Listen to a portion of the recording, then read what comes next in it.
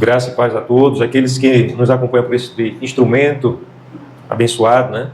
Quando a gente usa para bênção.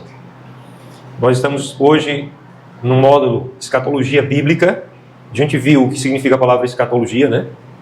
São palavras, tanto a palavra Bíblia, Biblios, como eschatos, vem do grego. Eschatos é as últimas coisas, escatologia, logia é estudo, escatologia bíblica. Amém? O estudo bíblico das últimas coisas. É o que a revelação fala sobre as últimas coisas. Então esse é o nosso módulo. Hoje nós estaremos estudando sobre o arrebatamento e os eventos futuros da igreja. O arrebatamento e os eventos futuros da igreja. Qual é o nosso objetivo para a gente perseguir juntos, para a gente construir junto nessa aula de hoje, nesse nosso estudo da palavra? É nós compreendermos juntos e compreendermos mais sobre o arrebatamento da igreja. Detalhes, a gente ser perito, a gente ser realmente doutos. Amém? Que a Escritura nos chama não para a gente conhecer assim superficialmente, não porque isso é coisa para quem for fazer teologia. Isso é coisa para líder religioso. Não, isso é coisa para os salvos saberem. Por isso que está revelado na palavra. Amém? Vocês creem? Amém? Então a gente precisa compreender bem, para que você tenha fundamento, inclusive, para ensinar alguém que questione sobre a sua fé, como está dito isso. Amém? Segundo objetivo nosso durante esse estudo hoje, identificarmos os principais eventos, acontecimentos escatológicos que estão profetizados e relacionados à igreja. Então você já conhece os principais eventos que estão profetizados sobre as últimas coisas, escatológicos. Você conhece? E um outro objetivo para a gente buscar junto, a gente ter distinção, discernimento, distinguirmos a diferença entre o arrebatamento para a igreja da segunda vinda de Alcha. São dois eventos diferentes. Arrebatamento é uma coisa, segunda vinda é outra. A gente vai distinguir o porquê isso. Se realmente é bíblico, a gente tem que examinar as escrituras. Amém? Outro objetivo ainda para a gente buscar junto, construir junto nessa aula, o quarto objetivo nosso, é desenvolvermos juntos uma expectativa de esperança, de alegria e vigilância acerca da vinda do nosso Rei. Aleluia! Nós dividimos aí uma estrutura didática, que a gente vai ter um momento de introdução, que a gente já está nele, isso aí já faz parte da introdução, inclusive essa própria estrutura didática que eu estou compartilhando com vocês. Depois a gente vai ver o que é o arrebatamento propriamente. No terceiro momento do nosso estudo aqui, o que ocorrerá durante o arrebatamento, como é que ele vai acontecer. No quarto momento do nosso estudo, já perto do finalzinho do nosso estudo, eventos após o arrebatamento. O que é que acontece depois do arrebatamento? E a aplicação para a nossa vida hoje. O que é que isso tem a ver com os problemas que nós enfrentamos nos nossos dias hoje, no nosso país, no mundo afora, problemas de saúde, né? O que é que isso tem a ver e o que é que isso me capacita a superar, a vencer as dificuldades do dia a dia. Amém? Então tudo isso é parte da aplicação que fica lá no momento final. Vamos desenvolvendo a introdução aqui, entender que desde os primeiros séculos a igreja foi exortada a aguardar a vinda do rei. Por quê? Tem algumas pessoas que interpretam um versículo que está lá em Mateus, o sermão profético de Alcha, Mateus capítulo 24, 25. Ali tem um sermão chamado sermão profético do nosso Salvador, do nosso rei, mestre e Alcha. O versículo diz: e será pregado esse evangelho do reino a todas as nações, e então virá o fim. As pessoas pregam isso, diz, só vai vir o arrebatamento quando o evangelho for pregado a todas as nações. Quem aqui sabe que existem hoje nações que desconhecem o evangelho? Algo em torno de mais de 30% da população do planeta nunca ouviu falar ainda sobre o evangelho da salvação de Alcha. Você sabia disso? Apesar de toda a tecnologia que existe.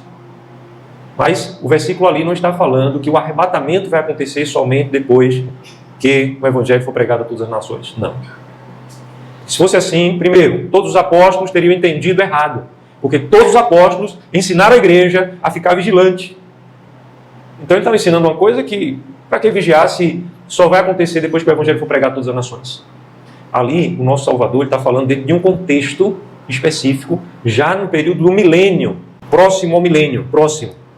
Na grande tribulação, quando, segundo a Escritura, o nosso Pai vai enviar duas testemunhas mártires, que são dois profetas que não morreram, eles foram arrebatados em vida, eles virão e vão pregar o evangelho a todas as nações. E a besta e o falso profeta vão triunfar sobre eles, vão vencê-los e vão matá-los. E o corpo deles ficará exposto em praça pública na grande cidade, diz a profecia lá em Apocalipse, durante uma semana inteira. Então vai ter esse período que todas as nações terão ouvido o evangelho do reino. E aquele versículo lá em Mateus 24 não diz respeito ao arrebatamento. A igreja só vai ser arrebatada depois que o evangelho for pregado. Não, entenderam isso? Amém? Aleluia? Então, a Escritura ela nos exorta a uma vigilância. E desde o primeiro século, lá no comecinho da história da igreja, os apóstolos já exortavam a igreja a ficar na expectativa que um rei poderia voltar a qualquer momento. Aleluia? Então, nós devemos viver nessa boa, maravilhosa expectativa, sim. E a igreja também é exortada a examinar as profecias para ver se está próximo. Nós não podemos precisar dia e hora, mas nós podemos saber se está próximo, como o verão. Imagine que você não tivesse calendário, não tivesse agenda, não tivesse hoje clima-tempo digital, né? E aí você, sem saber direito qual época do ano você está vivendo, mas você vê os sinais da criação. Você vê, e ela está dizendo quando a videira, a figueira renova os seus ramos, saber que está próximo o verão. Então o matuto, antigamente, quando nem tinha calendário em casa, ele sabia, olha, está se aproximando a época de chuva, está se aproximando a época de plantio, ele olhava as estrelas, sabia se guiar à noite. Não é? Então, o nosso rei, mestre, ele nos ensina a ter essa expectativa e olhar para as profecias, examinar, para que a gente se encha de esperança que a vinda dele está próxima. E a nossa esperança não pode estar nas coisas desse mundo em relação a ele. Então, abra novamente sua Bíblia aí, em 1 Tessalonicenses. Quem não abriu, abra. E a gente vai ler junto de novo o versículo 10 do capítulo 1. Eu vou ler, eu quero que vocês apenas escutem. Veja, o versículo 10 diz: E para aguardardes dos céus o seu Filho, a quem ele ressuscitou dentre os mortos, e alcha, que nos livra da ira vindoura. Então aqui no versículo 10 está sendo enfatizado o quê? Que nós devemos aguardar. Você já aguardou alguém com expectativa? Não é? Aqui os casais, imagine um encontro, você estava apaixonado e deve viver apaixonado pela sua esposa, pelo seu cônjuge, né? O verdadeiro amor, ele renova a paixão. Na Escritura existem pelo menos 5 palavras que são traduzidas normalmente por amor. Philos, eros, ágape. Então são 5 palavras que existem na Escritura. O eros é a paixão. Todas as outras formas de amor são limitadas, são dependentes da principal, que é o ágape, que é o amor do Pai em nós. O amor do Pai em nós, ele renova e torna verdadeiro. O philos, que é o amor da amizade, do companheirismo. O eros, que é a paixão entre um casal, um homem e uma mulher, é necessário dizer nos nossos dias isso hoje, né? Então o ágape, ele alimenta o que é verdadeiro, não o que é um engano de Satanás, dos demônios. Então, a verdadeira paixão é alimentada pelo amor do nosso Pai. Amém? Inclusive a Escritura diz que não é bom ao casal que se apartem, exceto por um tempo pequeno, está escrito literalmente assim, para a oração e jejum, e se houver mútuo consentimento, para que Satanás não se aproveite de vós. Então está escrito literalmente isso para o casal. E ali o apóstolo Paulo está falando da vida íntima de um casal. Vocês estão entendendo? Amém? Todo mundo aqui é muito bem capaz de entender, mesmo quem é mais novinha, no caso, para entender isso é Ju, porque a Aurora não está entendendo o que eu estou falando direito ainda, né? Aleluia! Então, é preciso hoje a gente ensinar a verdade, porque o mundo está chegando antes da palavra da verdade que os pais precisam levar aos filhos. É necessário os pais quebrarem a vergonha e conversarem sério. Toda a verdade precisa ser conversada. Senão, quem vai conversar sobre isso são as séries da Netflix e de outras plataformas aí. É a internet, quando tiver acesso ao smartphone, e vai conversar com toda a mentira de Satanás. Não é? Então, é preciso a gente falar sobre a verdade. Então, falando sobre o ágape, é ele quem renova, quem torna verdadeiro, real e presente na vida também do casal. Mas aqui a palavra está dizendo que nós devemos ter uma paixão e aguardarmos a vinda dele. Assim como um casal, por exemplo, aguarda encontrar-se com a pessoa amada. Amém? É essa mesma palavra aqui, de um aguardar apaixonado. Não é um aguardar assim, e se ele vir agora, peraí, não vem não, porque primeiro eu quero ver a formatura dos meus filhos, primeiro eu quero que os meus filhos estejam bem estabelecidos financeiramente, primeiro eu quero ver os meus netos, primeiro eu quero ver os meus netos também se formarem, por aí vai, o homem fica sempre protelando. Não, primeiro eu queria pelo menos conquistar isso para me realizar como homem, porque lá na glória eu não vou poder conquistar determinadas coisas que estão aqui para a gente conquistar hoje. Então as pessoas ficam nessa espera religiosa. Mas nós precisamos ter um nível de comunhão, prestem bem atenção nisso, gente, um nível de intimidade com Ele, a ponto de desejarmos estar na presença, vê-lo face a face. É esse aguardar, é essa expectativa. E é por isso que lá no capítulo 4, que também lemos, dessa mesma carta, versículo de número 13, o apóstolo Paulo vai dizer para a igreja: olha, meus irmãos, eu não quero que vocês sejam ignorantes com respeito ao arrebatamento. Não é? Eu estou trocando aqui em miúdos. Ele vai dizer, para que vocês não se entristeçam como os demais que não têm a esperança.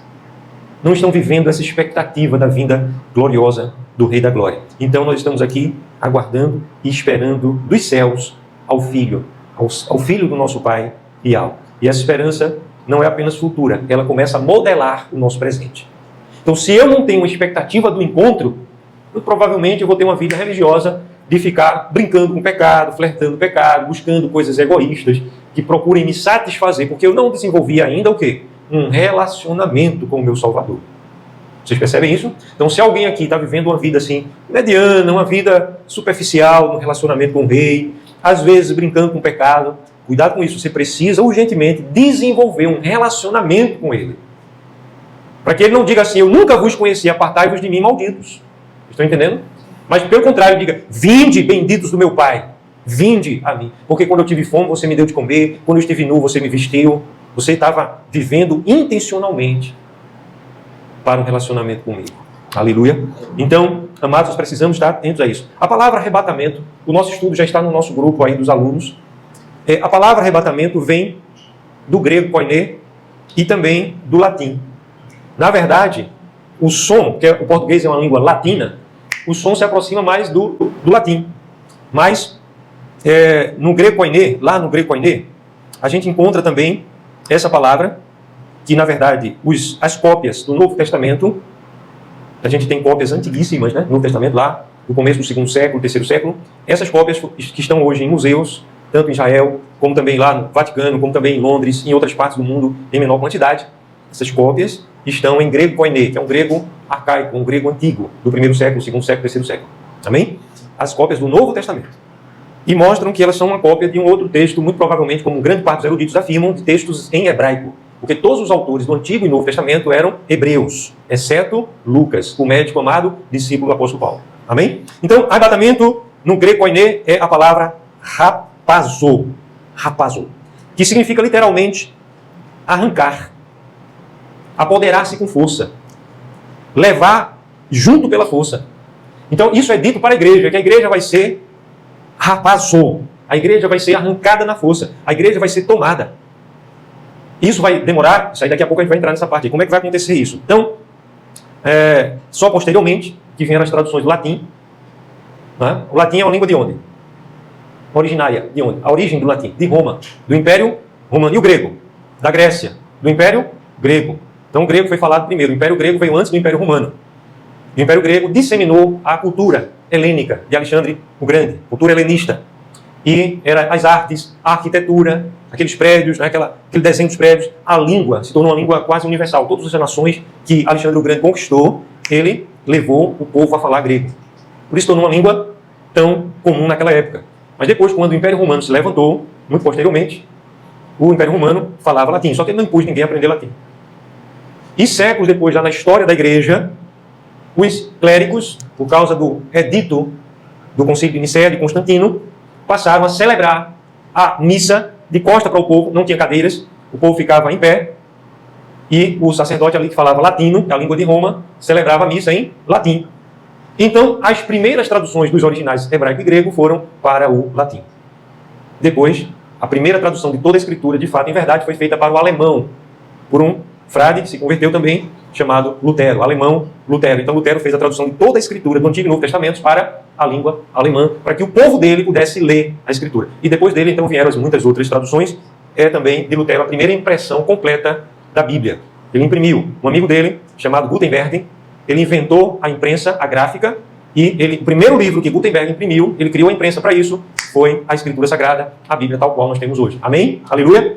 Isso é curiosidade, tem a ver com o nosso estudo, amém? Importante demais, viu? Então, no latim também significa retirar rapidamente, tomar para si. Os mortos no Mashiach ressuscitarão primeiro, depois nós os vivos que ficarmos seremos arrebatados. Então a palavra arrebatados E arrebatamento é uma palavra bíblica. Não é doutrina de denominação A, B ou C. É uma palavra do ensino dos apóstolos. Eles declaram que a igreja será raptada, arrebatada. Amém? Aleluia. Características. É um evento sobrenatural. Não depende de alguém querer ou não. Se essa pessoa tiver entregue sua vida de verdade ao Salvador, ela vai ser arrebatada. Ou seja, acontece a revelia do querer do homem naquele momento. Não causa dor, viu? Ninguém vai sofrer. Não é demorado, eu estou sendo arrebatado. Não. É no momento de abrir e fechar de olhos. Você já piscou o olho quantas vezes aí? Então, você vai ser arrebatado. Haverá uma transformação instantânea do nosso corpo. Nosso corpo vai se tornar jovem. Quem já passou da idade de jovem, vai rejuvenescer, vai ficar corpo jovem. E quem é mais novinho, vai também ficar corpo jovem perfeito.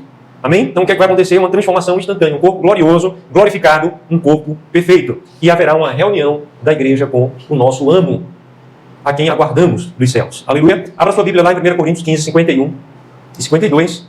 Primeira carta de Paulo à igreja em Corinto. Portanto, primeira carta, primeira epístola, capítulo 15, versículos 51 e 52. Já no final do capítulo 15. Eis que vos digo um mistério. Nem todos dormiremos, mas transformados seremos todos. Aqui está falando para a igreja. Nem todos morreremos, nem todos dormiremos. Quando é que isso vai acontecer? Versículo e como? Versículo 52. No momento, no abrir e fechar de olhos, ao ressoar da última trombeta, a trombeta soará, os mortos ressuscitarão incorruptíveis, evidentemente aqui os mortos no Mashiach, viu? Como está lá em 1 Tessalonicenses, dizendo os mortos que virão na companhia dele. Vão ressuscitar primeiro incorruptíveis e nós seremos transformados. Leiam aí, final do versículo 52, e nós seremos transformados. Aleluia. Por quê? Versículo 53, vamos ler todo mundo junto? Porque é necessário que este corpo corruptível se revista da incorruptibilidade e o que é mortal se revista da imortalidade. Então, essa transformação vai ser instantânea. Aleluia. Amém.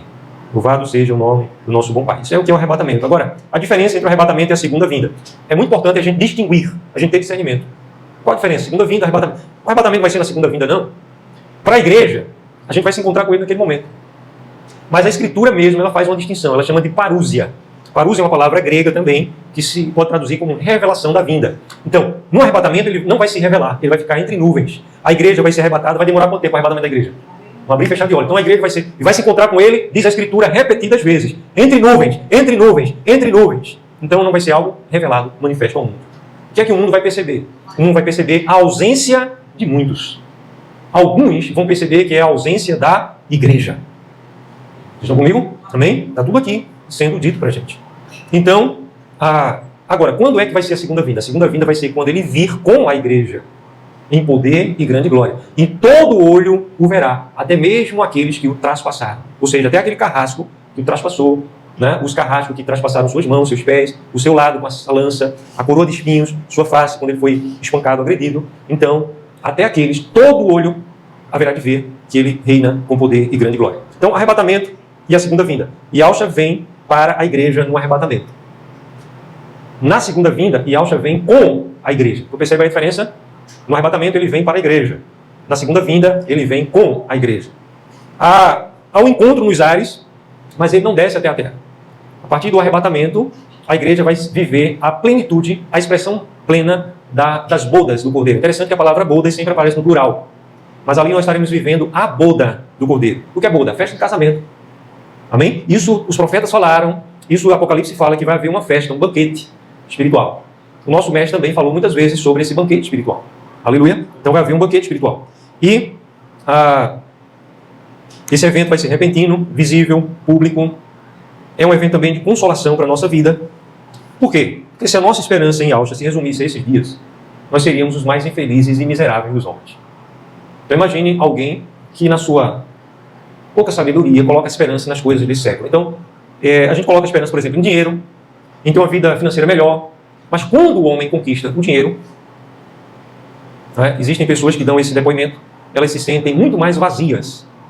Eu tenho aqui alguns testemunhos de pessoas que se tornaram multimilionários e hoje já são até bilionários, trechos de fala deles dizendo isso, que eles se tornaram pessoas vazias. Há um grande influenciador digital, que é também uma pessoa mestrada sobre marketing digital, como ganhar dinheiro no mundo digital, chamado Érico Rocha. Ele é uma das pessoas que fala sobre isso. Quando ele começou a ganhar muito dinheiro, ele foi viver no litoral ali de Santa Catarina, e comprou um apartamento ali, já tinha vivido fora do Brasil e tudo, e ele começou a entrar numa depressão profunda de um vazio existencial. Justamente porque o dinheiro não é suficiente para preencher a grandeza que o nosso Pai colocou dentro do ser humano. Vocês estão comigo? Amém? Então o homem busca esses objetivos. É aquele cara que acha que é um galã, é um galã, aquele cara que acha que é um galã, e ele vive, a vida dele é só em função de mulheres. Conquistar mulheres, ir atrás de mulheres, e ter dinheiro para conquistar mulheres.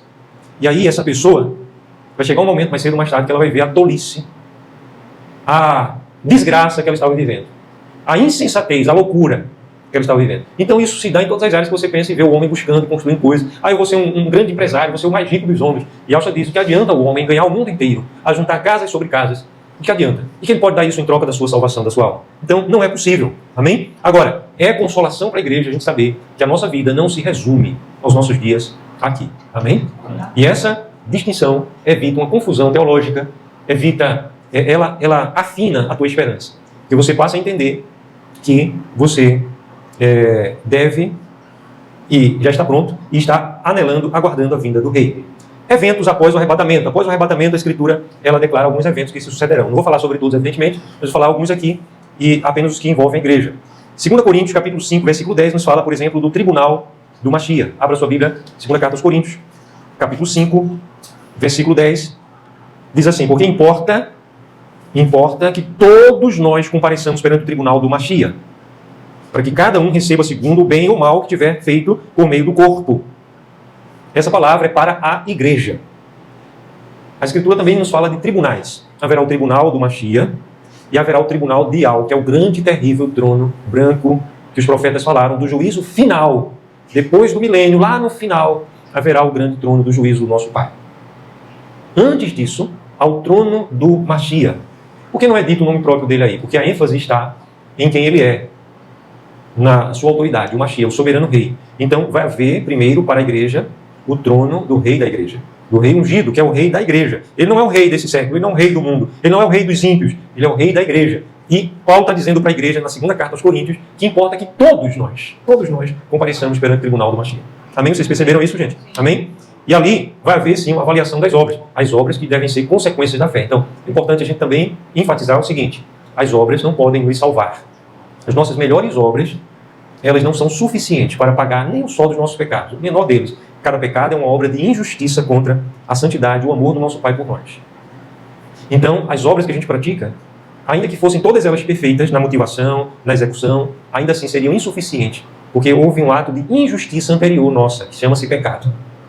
Então nós somos salvos pelo perdão que há na obra do madeiro que Yahshua consumou lá no Calvário. Quando você crê nele, a justiça dele é atribuída a você, é imputada a você. Você é perdoado por um ato de justiça. Não é um ato de passar a mão por cima do erro. É um ato de justiça. E Yahshua pagou um preço de justiça em favor de um povo específico. Que povo é esse? Qualquer pessoa que nele crê. Amém? Aí, em relação a isso, não há acepção de pessoas. Mas tem que ser esse povo da fé. O povo que nele crê. Então, esse ato de justiça faz com que a gente receba perdão. Agora, e as obras? As obras, para os ímpios, não podem salvá-los. Mas para os salvos, as obras são um testemunho de uma viva fé. Então eu criei, por isso eu falei. Eu criei, por isso eu me ajoelhei. Eu criei, por isso eu aborreci o pecado. Eu criei, por isso eu procurei mudar minha mente. Eu criei, por isso eu estudei a vontade do meu Pai, a mente do meu rei. Eu criei, por isso eu passei a amá-lo. Então, a fé, ela vai trazer obras. Como diz Tiago, que é João, que é traduzido como James, né, no inglês. Tiago, no português, e no hebraico, aportuguesado, Jacó, que é Yaakov. Então, na verdade, a carta do apóstolo Yaakov. E Tiago diz o quê? Yaakov diz o quê na sua carta? A fé sem obras é morta. Então, a viva fé, a verdadeira fé, ela vai produzir consequências, ações, atitudes, uma história de vida. Ela vai trazer uma história para a nossa vida. Então, essas obras vão produzir ações. E essas ações vão ser julgadas no tribunal de Yahshua. Para que vai haver esse tribunal? Para condenação? Não. É um tribunal para a gente receber galardões, recompensas. Amém? Aleluia? Então, é um reconhecimento de fidelidade. E vai haver recompensa. De certo modo, quem deixar de receber também está sendo disciplinado. Por quê? Porque nós estaremos deixando de receber. Então, há um tesouro que ele vai distribuir. Há tesouros, há riquezas, serão distribuídas a nós, mas de acordo com as nossas obras. Vejam só. Está aí no versículo 10. Cada um receba segundo o bem ou mal que tiver feito por meio do corpo. E receber o mal que tiver feito, como é isso? Que a gente vai perder. Então, de certo modo, eu estou recebendo. Estou recebendo um castigo. Poxa, perdi de receber isso e aquilo, e aquele tesouro. Eu vou estar recebendo recompensa. Então, meu nome vai ser chamado por recompensas. Mas haverá momentos que o meu nome não vai ser chamado.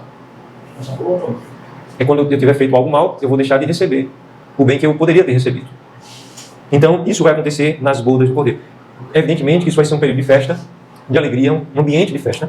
Nós não estaremos com a mente que nós temos hoje, que a gente se entristece, a gente perde a esperança, a gente desanima, mas a gente vai estar com a mente de justiça perfeita. Então, quando a gente deixar de receber alguma coisa, ainda assim nós vamos estar agradecidos, porque a nossa mente terá um entendimento perfeito do valor, da alegria de glorificar o Pai por tudo, inclusive pelas percas que tivemos, que estávamos participando da obra dele. Então, aquele momento vai ser um momento só de gozo, só de alegria, só de regozijo. Nós, mesmo quando eu estiver deixando de receber algo, eu vou estar me alegrando, porque João vai estar recebendo.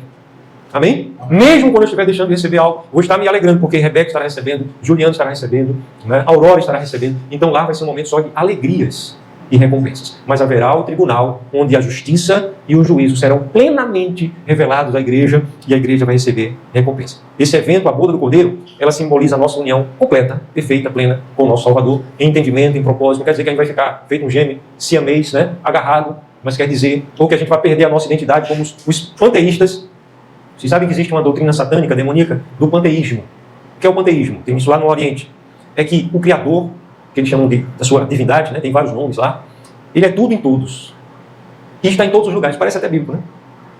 Mas só que ele fala que, essencialmente, não existe propriamente a pessoa do eterno, do Criador. Ele não é uma pessoa.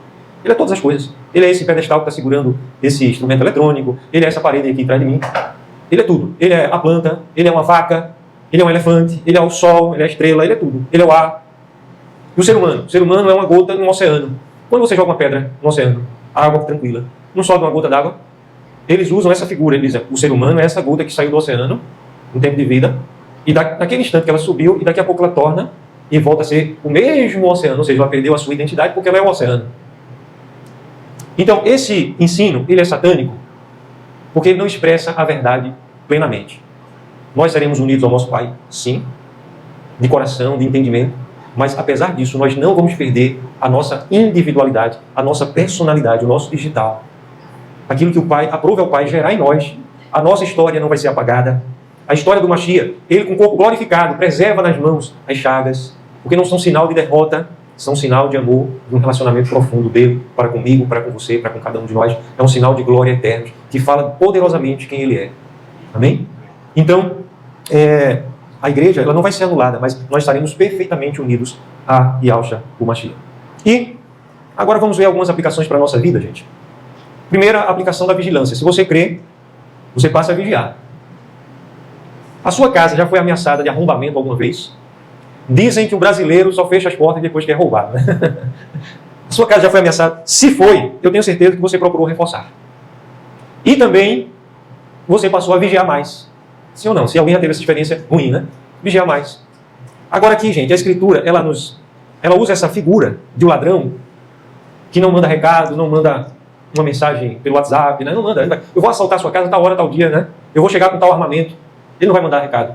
Então, essa figura de algo que não é propriamente possível de ser previsto com data e hora, faz com que haja uma vigilância. E a Escritura, então, exorta a igreja, exorta a mim e a você, a cada um de nós, a estarmos vigilantes. Quando você estuda sobre a escatologia bíblica, você se torna mais vigilante. Quando você desenvolve esse relacionamento de amor, de expectativa, de viva esperança apaixonada, você começa a se tornar mais vigilante. Será que agora que o meu amado vem, será que esse evento está relacionado com isso? Então você começa a examinar a Escritura e você se torna mais vigilante. Isso é prático porque isso te edifica. Isso te preserva do mal. Isso faz com que você ocupe a sua mente com aquilo que é verdadeiro e você não esteja dando espaço para uma vida dissoluta, uma vida indiferente do pecado. Então a vigilância é uma ferramenta profética, bíblica, dada para a igreja. Outra aplicação prática que o arrebatamento, a doutrina do arrebatamento da escatologia bíblica produz em nós, santidade. Então eu passo também a observar melhor minha vida, porque eu quero me apresentar diante do meu rei. Então quem aqui também já se casou deve lembrar do período de preparação, né, perto do casamento. Mesmo os homens se preparam, tomam um banho melhor, né, faz a barba, corta o cabelo, para não ficar o cabelo todo desarrumado na hora do casamento. Não é assim? Compra ou aluga um bom paletó, um bom terno. Aleluia. Se prepara. E a noiva? A noiva mais ainda, né? Meu casamento mesmo, o André se preparou e até a gente chegou bem cedo, né? Mas teve algumas irmãs da igreja que não deixaram ela entrar logo. E o carro ficou dando roda lá na quadra para não chegar logo, para haver uma expectativa maior, o atraso da noiva, né? O atraso costumeiro. E eu estava lá esperando com alegria, com essa expectativa. Então, existe uma preparação. Então, quando a gente está com a mente voltada para a vinda, para o arrebatamento, a gente também se prepara, a gente anda em fidelidade. A gente começa a observar a nossa vida. E eu gostaria, não é que aliás demorasse mais tempo, não, mas eu quero colocar isso em ordem na minha vida. O que é que eu vou fazer hoje? Tem que fazer hoje, não é ficar protelando, não é procrastinando, não. Vou colocar isso em ordem hoje. Então, você começa a relacionar a coisa. Lá em Lucas, capítulo 12, versículo 40, o nosso Salvador, um sermão também profético, ele diz: estai preparados. Ficai vós apercebidos. Estai vós preparados. Preparados. A esperança da igreja não gera uma passividade. Já que ele vem, vou ficar aqui sem ter o que fazer. Não, gera tudo isso em nossa vida. E como gera a gente se aproximar dele, também nos capacita nele, nessa comunhão, a vencermos os problemas do nosso dia a dia. E quando você está desfrutando de intimidade, inclusive foi a ministração da última vigília, nessa consagração você vive unção. E a unção é o poder sobrenatural do Pai operando em você, que te dá vitória, que faz você cumprir a tarefa que ele confiou para você. Você se sente realizado, você se sente realmente vivendo o que precisa ser vivido e não perdendo tempo na vida. Sintetizando, resumindo nossa aula hoje para que você fixe melhor. Todo mundo está comigo aí. Arrebatamento é uma promessa do nosso Pai, que está nas Escrituras, na Bíblia. Será algo repentino e glorioso. A igreja se encontrará com o Mashiach nos ares. Isso é o arrebatamento. É diferente da segunda vinda. O arrebatamento dará início nas bodas do tribunal do Mashiach e as bodas do Cordeiro. Essa esperança de encontrarmos com o nosso Rei, o nosso Pai, ela gera em nós santidade e vigilância. Se o nosso Pai permitir, se vivos estivermos e com saúde, na nossa próxima aula, nós estaremos falando sobre a grande tribulação e o governo do Mashiach no milênio. Então, o período da grande tribulação, o papel profético da nação de Israel, do povo de sangue hebreu, a derrota do mal e o estabelecimento do reino são cenas do próximo episódio, se o Pai se permitir. Vamos ficar em pé, aleluia, um abraço forte, fica na paz, recebe essa palavra, você será ricamente abençoado, abençoada, aleluia, amém.